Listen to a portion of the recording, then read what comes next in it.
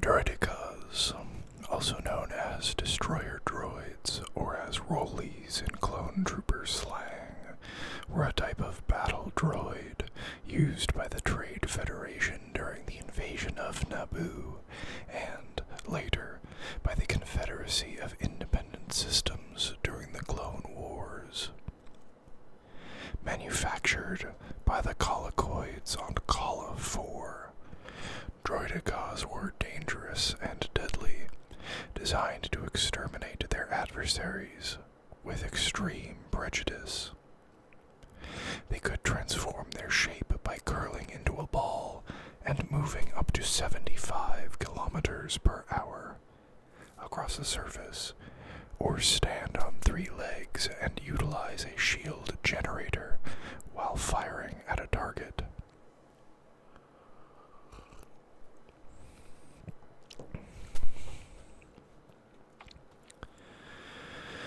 Destroyers are quick, pack twin blasters, and come with their own shield generators. Nothing short of a cannon will pierce it, but they do have 2 weaknesses, and you will need to work together to exploit them. The shields deflect high-velocity attacks. What the shields don't stop are slow or stationary objects. They're designed to absorb them so nothing hinders their movement. Destroyers are blind from behind. A distraction combined with a rear assault will give you a kill. The trick is to get the right speed on the droid popper. Shelled in bronzium armor, Droidekas came equipped with numerous armaments, both defensive and offensive. In particular, they made use of twin repeating blaster cannons and personal deflector shield generators, which meant that when clones conducted mass attacks, they were scythed down by the Droidekas twin repeating blaster cannons, and nothing could be done unless the clones could get an EMP through the shield, or artillery could be called in. Some destroyers were referred to with he-him pronouns, while others were referred to with she-her. A droideka could be referred to with it-its. So, I gotta be honest, I didn't realize they had personalities, let alone pronouns, that they would care about, but the Droidekas' shields were so strong and powerful that they could easily repel or deflect short-range, high-velocity attacks, rendering sidearms or blasters ineffective. The Droideka was able to fire through its shield because the shield was polarized, meaning that it was phased, to allow the Droideka's blaster bolts to travel out, but would stop any projectiles from coming in. Most handheld weapons did not have enough power to pierce it. Although powerful, they featured several flaws that could be exploited to guarantee a kill.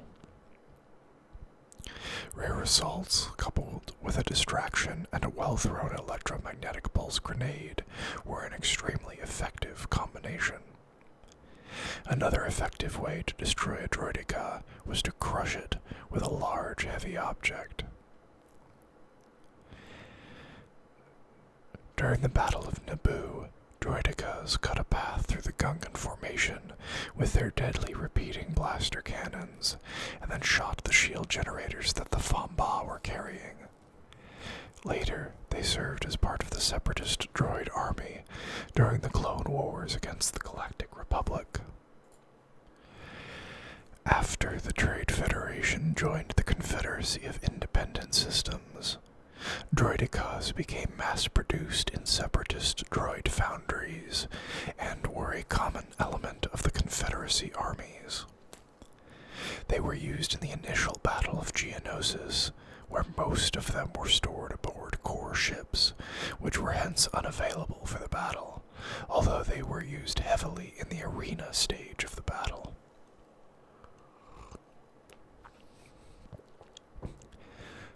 Over the course of the war, they proved extremely effective against enemy clone troopers and Jedi Knights, with even Obi-Wan Kenobi bearing scars from them.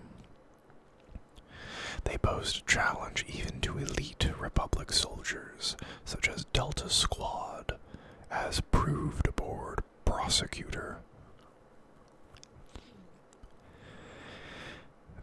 also sometimes used as bodyguards for high-ranking separatist figures such as San Hill.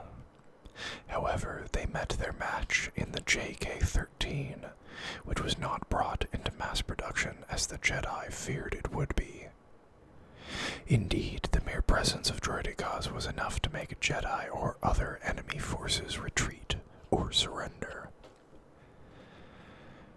During the Battle of Cato Nemoidia, near the end of the war, squads of droids pinned down a group led by Anakin Skywalker and Obi-Wan Kenobi, and were only destroyed by an artillery strike.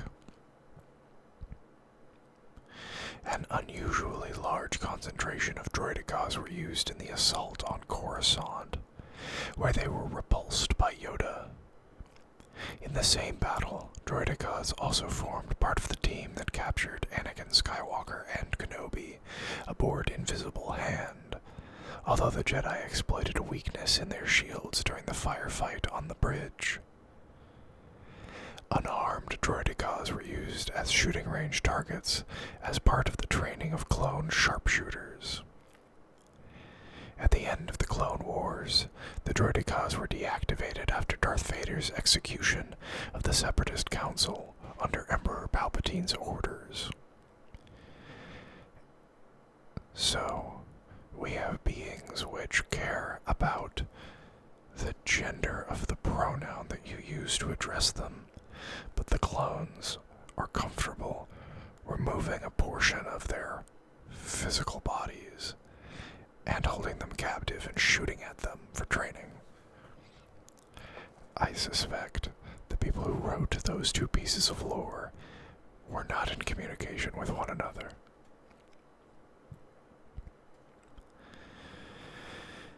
Yes, the so-called destroyer droids used by the Trade Federation during the Clone Wars.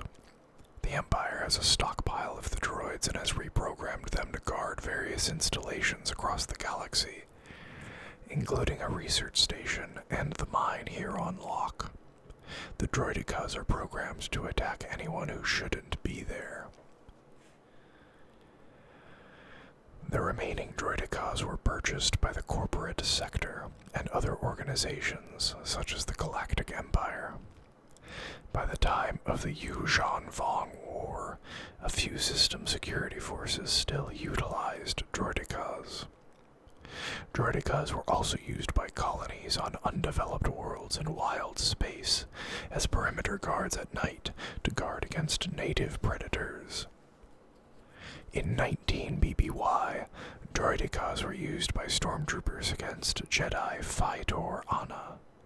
Some fell into the hands of smugglers and criminals, and the Fagari managed to obtain at least one unit.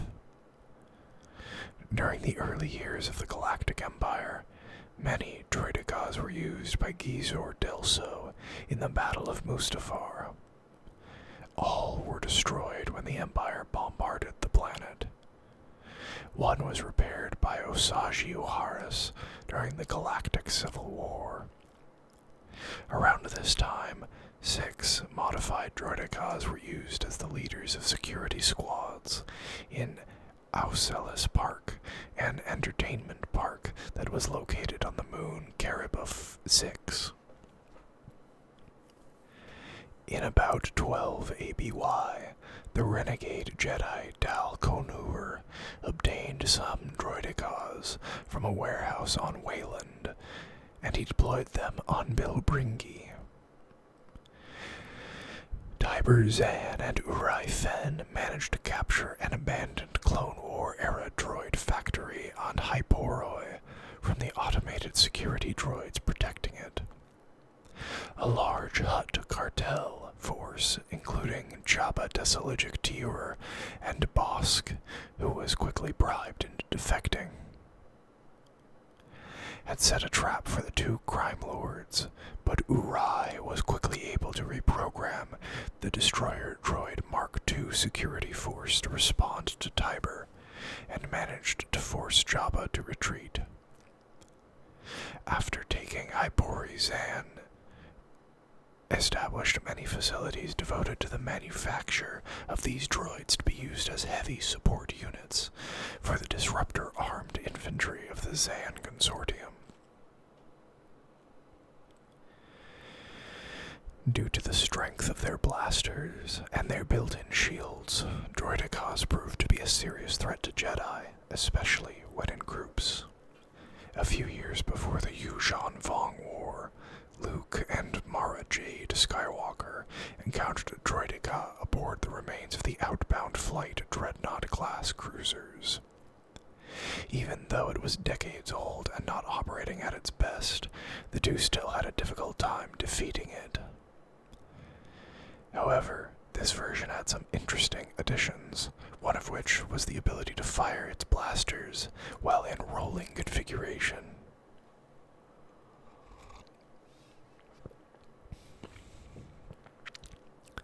Despite being a formidable droid, the Droideka had one major design flaw.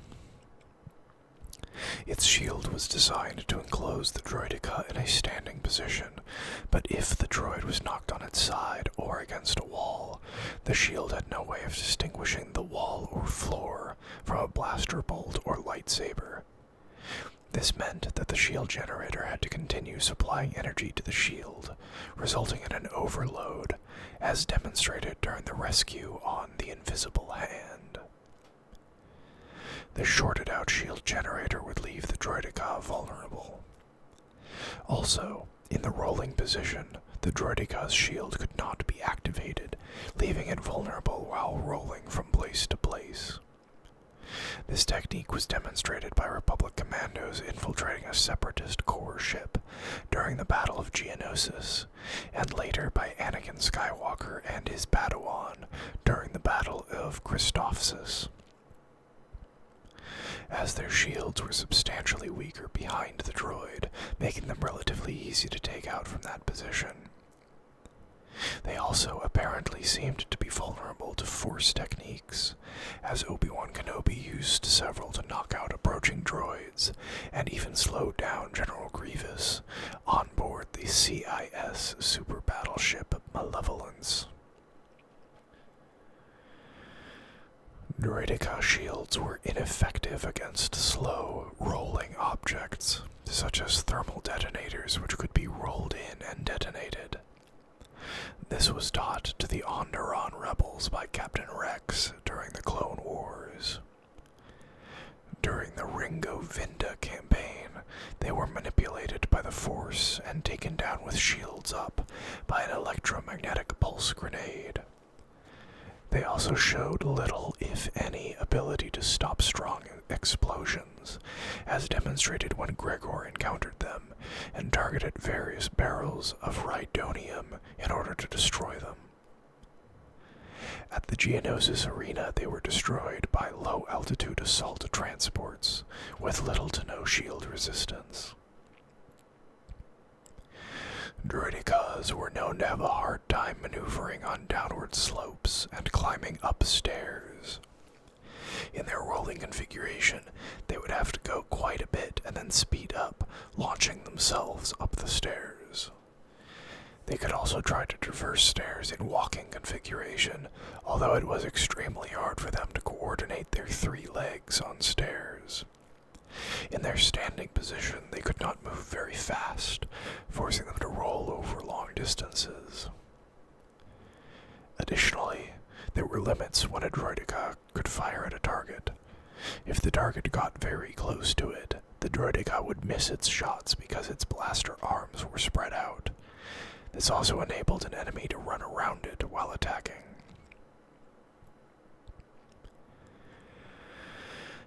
There were 3 known series of Droidekas.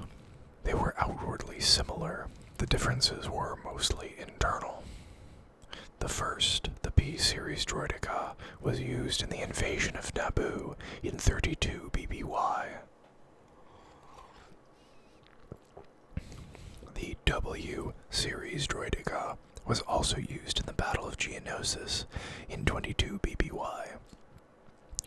Later, the Q-series Droideka was used aboard the Invisible Hand to capture and trap Jedi Master Obi-Wan Kenobi Jedi Knight Anakin Skywalker in 19 BBY. 5 known variants of Droidekas existed. The first was the grapple Droideka, used around the time of the invasion of Naboo. It was equipped with electronic grapples and was designed for melee combat and lacked blasters. It also seemed to possess weaker shields than average. A second variant was the Ultra Droideka. These were larger than standard Droidekas and saw use during the Clone Wars. A third, the Droideka Mark II, saw action on the battlefields of the Galactic Civil War. This model had 4 stubby legs and an ion cannon, and was larger than the Separatist models. Since the plans for it were discovered on the old Separatist droid-producing world of Hypori, it may have been a dropped CIS project. It was employed by the Hutt cartel briefly, then quite extensively by the Zan Consortium. A fourth Droideka variant was the K-3-1 buzzer droid, used during the Galactic Civil War. This variant was used on Station Gamma, above Ord Mantell. It was weaker than an average Droideka, and lacked shields. A fifth Droideka was the Sniper Droideka, which was used by the CIS during the Clone Wars. It included a sniper rifle in its head, in addition to the rest of its weapons. The CIS deployed at least 2 Sniper Droideka during its invasion of Kairos.